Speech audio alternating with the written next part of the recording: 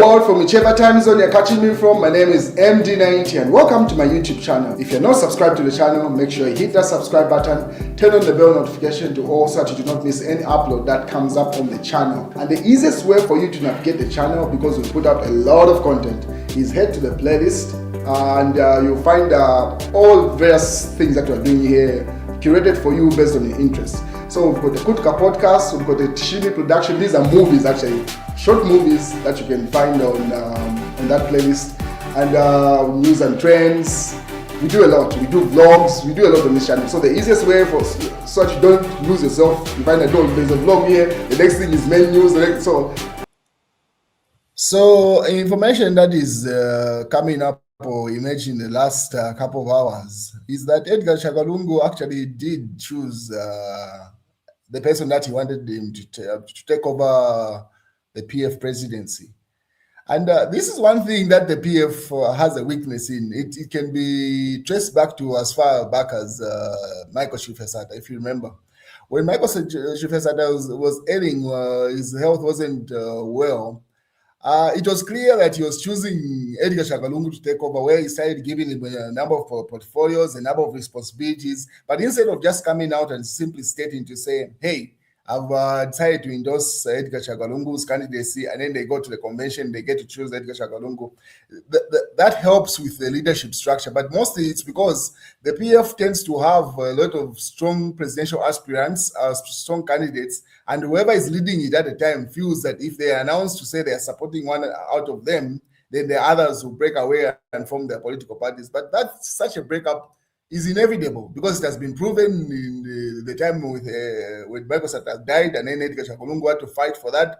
Mao Sampa left the party, went with the Guy Scott, and those breakaways, a number of people left the PF at the time. So when a leader picks a candidate that they want to endorse or support, the dispatch of others is inevitable. That's expected. And that's a decision that the PF fails in. Michael Shifesata failed himself to appoint a clear successor. And Edgar Shagalungu also did the same. He failed to appoint a clear successor. And that's an innate weakness within the Patriotic Front. If it ever survives beyond 2026, that's one thing that should be rectified. Whoever picks it up, there should be a clear structure. If they're endorsing a candidate, just do it and let the ball roll as it's expected. And like where you start sending signals in the background to say, no, I've endorsed this candidate, and everybody's speculating, no, this is a candidate that is endorsed. But a number of collaborating stories, especially the last couple of hours, have emerged to say, actually, the person that was chosen to take over the Patriotic Front is Makebi Zulu. And a number of statements that have been attributed to a number of people. Let me just play you one of the people that came up just a couple of hours ago, was Chief Etayari. So stand by, let me play you a video of Chief Etayari explaining this. PF, it was there before. Makebi Zulu tele lo bamusalile yo. Techitumbi chale ngokwati Makebi Zulu have president akwate ma presidential ambitions. Makebi Zulu had these presidential ambitions even before, and I told you even Pachililo, and some of you doubted me. Bali musalile balungu bali musalile uyu ntwanika ni Makebi Zulu bali musalile. And some of these women that are talking now who are positioning themselves as vice presidents, they actually told me. I saw it coming. It is not by accident. So you see, Chief Etayari there just confirms to say this thing was well known from a Mawag way that Edgar Shagalungu had chosen Makebi Zulu. And that's why you saw Madam, and there are a lot of signs that were given to this. But then again, one would argue to say, even given when there was given that impression, because if you saw the same privileges that Makebi Zulu was being given by Edgar Shagalungu are the same privileges that Given Wind was given, because Given Wind was given the responsibility of running the Patriotic Front when Edgar Shagalungu wanted to step back. He was appointed acting vice president, appointed acting president, appointed to a number of portfolios. So the same argument can be put across. So why leave a speculation of that nature in the leadership instead of just standing your ground? If you endorsed Given Wind, hey, there's nothing wrong with that. Go with Given Wind. If you endorse Makebi Zulu, go with that, and others are going to exit. but where you want to carry on the other heavyweights so they fight it out. I don't know how that strategy. My personal view is that that's a weakness that has existed in the Patriotic Front, and it goes back as far back as Michael Chifasata.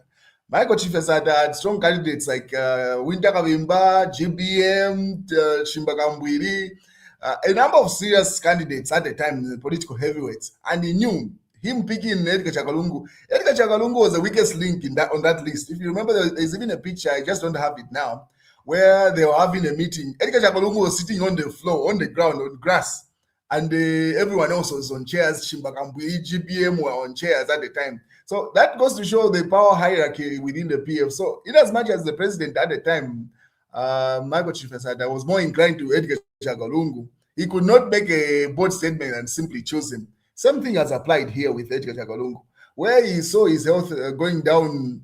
He could have simply said, hey, it's Makebi Zulu or not. But anyway, let me present you other statements that have come up to say, actually, Makebi Zulu was the one that was appointed by Edgar Chakalungu, and that's why you see those women that are always accompanying him everywhere he goes are hoping he will choose them as running mates. It seems like they want to perpetuate that structure of to say every running mate in the Zambian election should supposed to be a woman. It's a good thing for women. I mean, the agenda is being pursued. I don't know if that will work, but yeah, it seems like that's why those women that are always around Makebi Zulu are around him. It's because they know, according to them, allegedly, Edgar Chakalungu had chosen Makebi, and hence they are going by what Edgar Chakalungu had said. Another statement that is being attributed to one of the people that has confirmed what Chifateri just said in that video is it's alleged to say KBF is also aware. So a number of platforms have been running this statement. They are quoting KBF. They say, Makebi Zulu is a pure Edgar Chakalungu choice, KBF says. So convince me, they alleged to say this statement was given by KBF. So convince me, who among the members of parliament claiming to be Edgar Chakalungu's movement in Tonse Alliance were so close to Edgar Chakalungu more than Makebi Zulu, who I personally know was close to Edgar Chakalungu as his personal and family lawyer. He asked, so KBF, I mean, stop wasting time with that fight who Edgar Chakalungu chose. It seems like Edgar Chakalungu had already made his choice, and that choice was Makebi Zulu. It goes further to be quoted here. That's his statement according to the platforms that are sharing it. And they say, who among the MPs claiming to be whatever, pretty much repeat the same statement there. So say KBF also collaborates that statement, allegedly, if it's his statement, but it's been running all over platforms. But then again, you could see signs where to say even the family had endorsed Makebi Zulu. If you remember, that's when even Chifetayari picked up that fight with Makebi Zulu, saying, hey, why is the family and Makebi Zulu trying to use Edgar Chakalungu's body for their political mileage or political fights? And they say Makebi Zulu was chosen by Edgar Chakalungu. The video is gone viral everywhere from his previous live stream. And yeah, so you could see he was a family representative on several occasions. And yeah, so, and one thing is, Tasila Lungu's husband has also come back in Zambia. There's a number of pictures that have been circulating in him attending one of the funerals, because there's been a number of funerals, one from Chimbakambu's side of the family, and also Brandon Mundibi's should be mother-in-law is late also. So he was captured attending some of those funerals. So now people are alleging to say, is it a way of Tesla Lungu coming to test their waters, or the Lungu family coming to test the waters to say, what's the atmosphere coming back to Zambia? People are speculating, but pretty much this Makebi conversation seems to be predominating to say, hey, actually Makebi was the chosen person by Edgar Chakalungu, then why didn't Lungu just make it clear? And because he knows Makebi Zulu does not have the political clout on the ground. He needs people like Given Luminda, he needs people like Chimba Kambwili, he needs Mao Sampa to push his agenda, and that's the reality. Makebi Zulu, him running without people around him, it's pretty much like Edgar Chakalungu trying to run in 2016 without the support of the people that were around him. He had strong candidates around him that helped to push his agenda. It's the same situation with Makebi Zulu. He's one of those candidates that needs to be carried by others for him to get through. Him as an individual, carrying the day is highly unlikely. He does not have the charisma, the clout on the ground. He might have the resources, which also count in politics, but you need support from heavyweights. And at the moment, there are some wrangles. So Edgar Chagwa was aware of that, to say if he puts his backing on Makebizulu and the others reject him, he cannot stand alone. And that's why he left it vague. It's the same thing with Michael Chitifesata. He knew that Edgar Chagwa was a weak link in the Patriotic Front, and him, Michael Sata, picking Edgar Chagwa to be the candidate was a no-no amongst others, and it would have been a serious blunder on his part. And that's why he opted to just do silent or subliminal appointments, where he give a person a number of responsibilities and the others will be able to figure it out, that to say, this is the person you've chosen. Well, in other news, seems like tension in the Tonse alliance seems to be persisting, and that's with regard to KBF. And before I even read the statement where they say KBF threatens to quit Tonse alliance, one thing that is very clear is KBF has realized to say him running a race as a presidential candidate alone without the support of other political parties is a effort in futility. They would yield poor results. Just like what's his name, Hari Kalaba running alone, it's been proven over and over again he needs the support of others. And now their weakness is picking who's going to be their presidential candidate. And this is where these guys are failing on diplomacy. Where when you meet others, you should be. They say in the Bemba, they say is the saying which goes that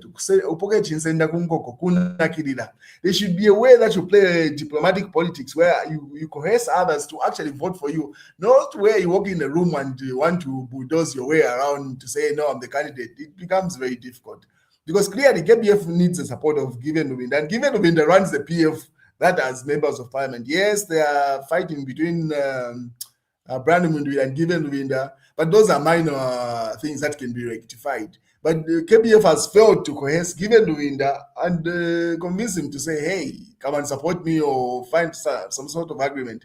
And he feels like maybe if he takes over the Tonse Alliance and some way he's going to get the support. But then again, Tonse Alliance without the people from the Patriotic Front is just like Uka Alliance, Uka whatever alliance. Anything without those people that are coming from the Patriotic Front, you might as well run it alone, just like the way Harika said to go it alone. So now you should be diplomatic enough to be able to sell your agenda where the others agree to submit to you. But anyway, according to this statement by Sun FM and a number of platforms that I've seen the same, the opposition Zambia Must Prosper has threatened to withdraw from the Tonse Alliance on Friday, January 23rd, 2016. I mean, to 2026, the date hasn't yet registered, so in 2026. 2026, if the alliance fails to clearly outline the electoral process and criteria for admitting members from the Patriotic Front into the Edgar Chagwa Patriotic Front movement ahead of the highly anticipated elective Congress. Speaking at a media briefing, Zambia Must Prosper president, or actually he had a press briefing, yes. Zambia Must Prosper president, KBF, expressed disappointment over what he described as a lack of transparency and organizational order, particularly in the admission of new members into the alliance of Council of Leaders, following the expulsion of the Patriotic Front from the alliance. So then again, you expel the Patriotic Front, then you are coercing Brandon from the Patriotic Front. It's all over the place. So Mr. Fube criticized what he termed as favoritism towards Edgar Chagwa Patriotic Front movement, questioning how pressure groups could be allowed to field a candidate at the Tonse Alliance elections with 21 members, while fully registered political parties have reportedly been advised to present about 12 members at the upcoming Congress. He further questioned the authority of the former special advisor to the president, Edgar Chagwa, Dr. Chris Zumanizimba, to admit Patriotic Front members back into the alliance without clear roadmap, stating that such process is neither provided for in the alliance constitution nor formally adopted by its structure. So infighting within the alliance there. So it seems like he's failing to find his footing in the alliance.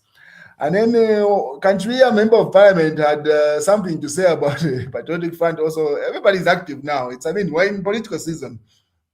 This is the year of the general election, so everybody's active now. So he had this to say.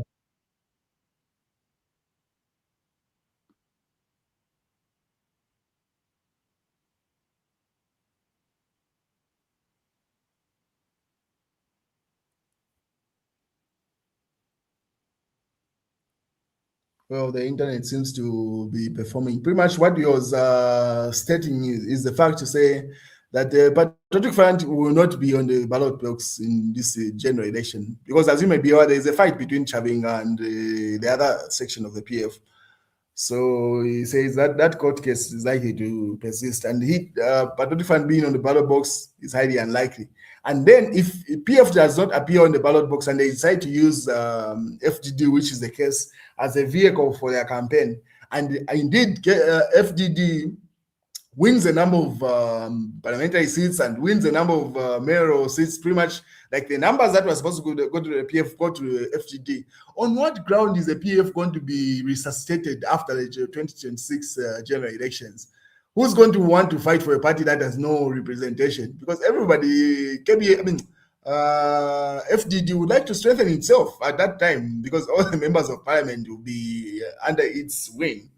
So he simply says this might be the end of the Patriotic Front. Let me see if I can play the video. If the internet allows, it seems to be tripping.